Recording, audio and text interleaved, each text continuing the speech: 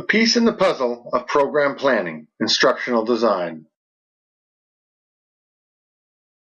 Hi, I am Martin Armstrong. The reason behind why I chose designing instructional plans is it fits nicely into my teaching practice at Chilliwack Secondary School. As a teacher, I believe it is essential to understand the role and interconnection between program goals, program objectives, and learning outcomes. Learning objectives are at the heart of designing instructional plans and learner success in knowledge construction. Hi, I am Captain Martin from the Starship ZPD. We are going to take you on a voyage of exploration through Caffarella's planning programs for adult learners to set the stage for my presentation in designing instructional plans. Hi, I am your navigator, Brenda. Before I can plot a course, Mr. Speck, I need a starting point. Hi, I am Speck.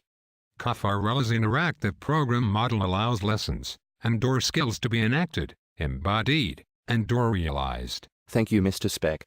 Navigator, let's start with discerning the content. This is a major component that designers address as they design education program. Captain, I am encountering a number of stakeholders who wish to be included in the planning process. Captain, I suggest now that we know the context of the program, and before the Starship ZPD moves forward in the planning process, we need to build a solid layer of support. Captain Martin, we need to identify some program ideas. Navigator, I will develop a needs assessment that will reduce the number of ideas to a manageable portion. Mr. Speck, you are going to prioritize the program ideas by selecting people who can do the job using quantitative and qualitative approaches. Captain, we need to develop program objectives before you can start your lesson on designing instruction plans. Captain, I suggest we ensure that the program objectives are clearly written, are related to what the participants will learn. I believe the crew of the Starship SPD is ready to tackle the tasks of presenting a lesson on designing instructional plans. Do not forget the journey is far from over.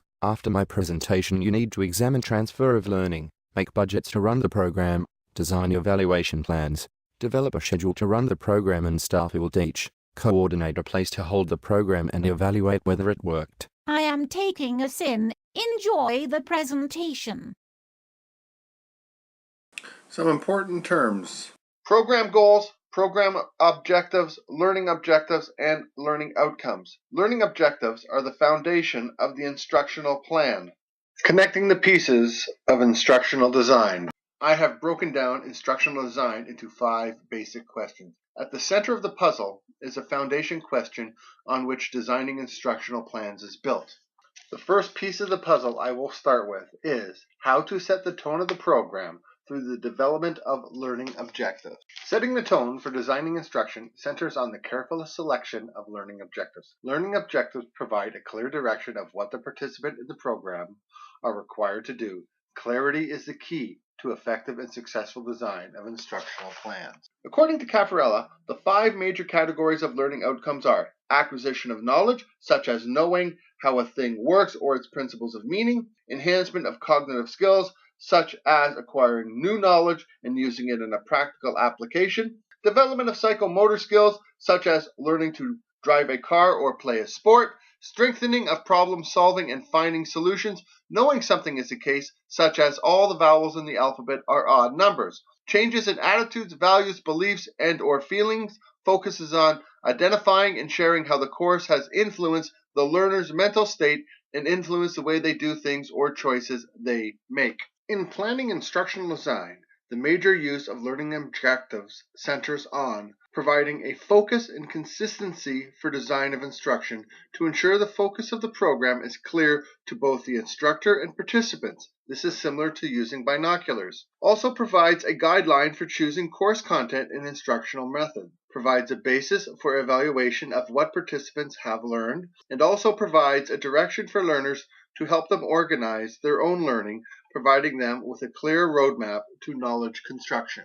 Learning objectives should be stated clearly and concisely, so the learner can understand what they will be able to know at the end of the program. To facilitate this, a simple procedure is followed, ensuring that the center of the learning objective is an action verb which defines a clear direction. Who is the learner? How the learner will learn, which is the action verb.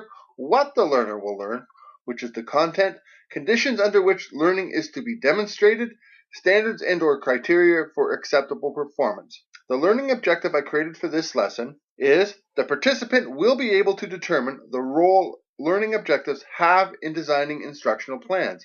This indicates a clear direction for the participants in this presentation. Some considerations in stating the learning objective are that a specific behavior or performance criterion is not applicable in most situations when the learning outcomes focus on creativity, sensitivity, confidence, feelings, attitudes, and values. Also on micro and/or macro cultural influences. Learning objectives must have meaning for learners and instructors, be easy to understand, and provide a clear direction for the program and/or instructional training. The second question I'm going to examine in designing instructional plans is how to organize and select manageable content.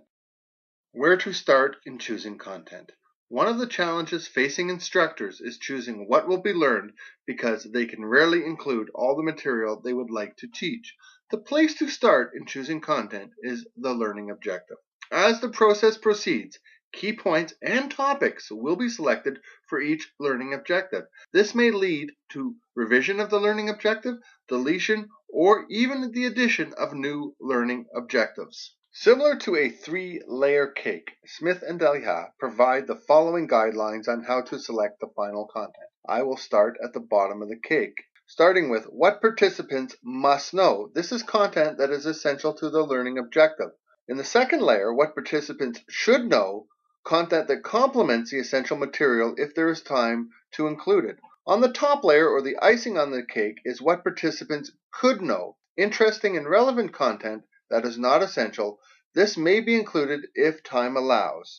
However, as an instructor and/or developer, it is vital not to overemphasize topics or repeat material that is not central to learning. The content selection needs to focus on important points and ideas. Although there is no general rule in ordering content, the participants' experience and knowledge, type of content, levels of achievement required, and teaching and learning styles of those involved must be considered in choosing content. In designing instructional plans, it is important to give consideration to utilizing a basic guideline in choosing content based on the following suggested criteria. Take into account what participants know. Provide learners with a framework to organize what they learn and how they will use it. Introduce key concepts and terms early and re-emphasize them throughout the instructional unit. Start with the familiar material and move to the less familiar. Use successful scaffolding of material by ensuring basic skills and knowledge is well-founded at the start of the program in the learner. Start with the most important ideas and move to the least important. Teach the least difficult and move towards the most difficult to scaffold skills. Do not overload students with too much at once. Ground learning in relevant instructional activities to ensure learning transfer to their context of application. Designers and instructors need to be aware of 3 stumbling blocks when organizing instruction. Many instructors try to teach too much material for the time allotted. Instructors teach more than the learners are motivated to absorb. Instructors do not take into account the context learning takes place. Remember, it is a fluid process in choosing content. Objectives, content, and evaluation may change or need to be adapted during the planning and implementation of instruction. I have currently taken on a student teacher in my class and emphasized to her the importance of adapting and even changing the lesson if you see it is not working. The third question in planning instructional designs is, what are some of the considerations in choosing instructional techniques? Although there is no best way to assist people to learn, instructors need to take into account the following 10 factors when considering instructional techniques. The 10 factors to consider are learning objective, instructor, learner, context, transfer of learning, content, technique characteristics, variety, logistical constraints, and time. In this presentation, I will examine the first 4 in some detail and briefly explain the rest. This is not due to lessening the importance of any, only based on time constraints of the presentation. Instructional techniques must be chosen based on the focus of the learning objective. Consider the 5 learning outcomes when selecting instructional techniques.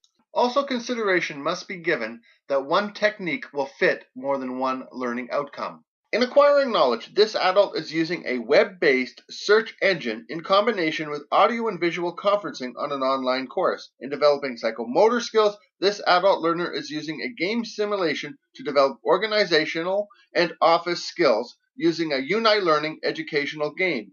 In enhancing cognitive skills, these adult learners are participating in a quiet meeting and reflecting on a topic or problem before continuing the work on the case study.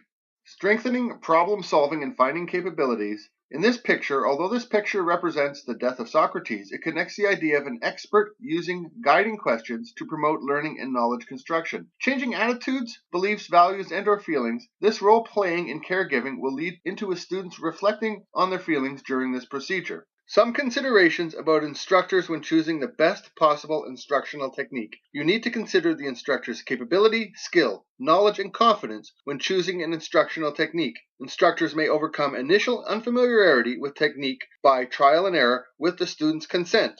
For adult learners, the instructor must consider the concept of active learner or high participant involvement in the learning process and move towards this. You need to consider that in the classroom there is a variety of learning styles and choose instructional techniques accordingly, i.e., two classes may require different approaches. In choosing instructional techniques for the designing of instructional plans, considerations must be given to what the learner brings to the learning table, i.e., experiences, abilities, preferred ways of learning. Instructors need to be conscious of the nuances of culture, whether it is gender, ethnic, economic, political, social, etc. Instructors need to reflect on their own biases in choosing instructional techniques, biases on what works best, or biases of the course, students, learning environment. Instructors need to be adaptable to the learning environment of the student, change their views of the learner, adapt or change the way they teach, and even change the content they teach.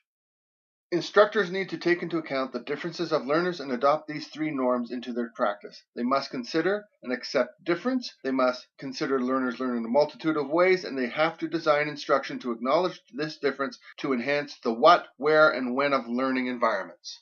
Why is context important in determining the instructional technique to be used? First, context is defined in terms of social identity being constructed and displayed in text and talk by language users. It is influenced by space. This classroom influences space by pairing the learners in a technology-rich environment. In determining the instructional technique to be used, the context of learning must be considered. Some learning techniques are enhanced while others are inhibited by the context where learning takes place.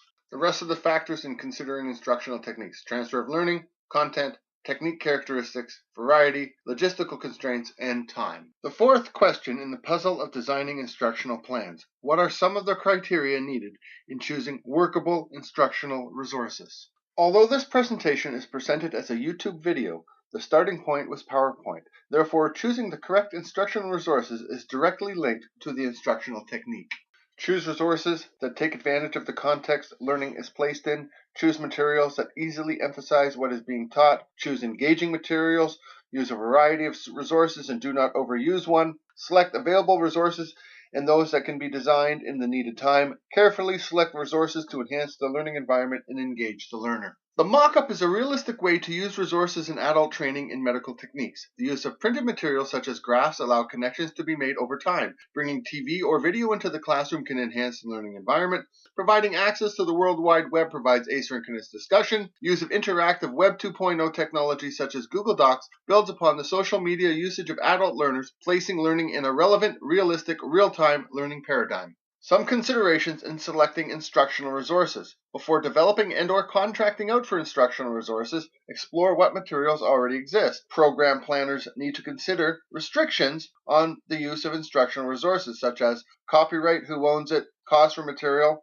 It is important to discuss with the vendor if the instructional resources can be altered to meet the needs of the program. Finally, and most important, will the selection of the resources improve learning? The last piece in the puzzle of designing instructional plans is how to assess students and program success. 5 things to consider when incorporating assessment into designing instructional plans. You need to assess student readiness for the program. You need to assess throughout the program to improve learning. You need to assess to improve instructional processes. You need to assess to evaluate the effectiveness of the program. Therefore, assessment needs to match the focus of the learning objective.